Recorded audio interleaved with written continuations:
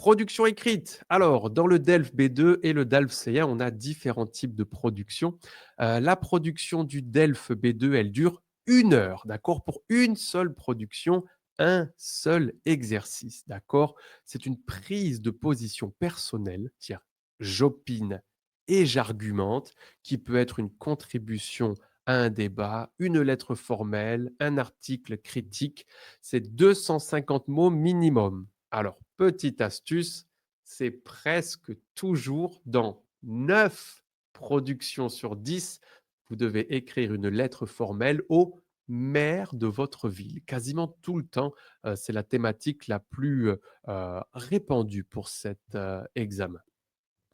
Dans le DALF C1, on complique beaucoup plus la tâche. Alors attention, c'est pas impossible, hein, le DALF C1.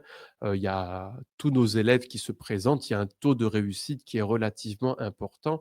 Il suffit juste d'avoir la bonne préparation.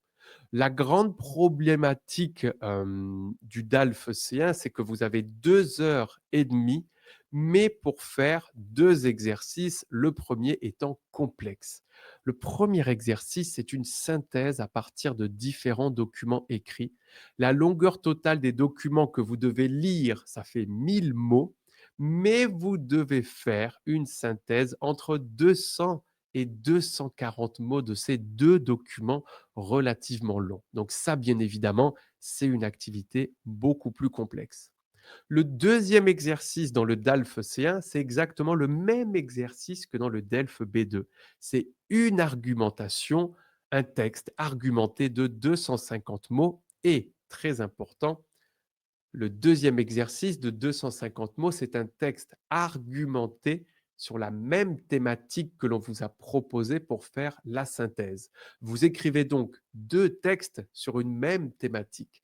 Le premier texte, on analyse et on synthétise l'information. Le deuxième texte, on donne notre opinion sur cette même information. D'accord? Donc, ce sont des exercices complémentaires. D'accord?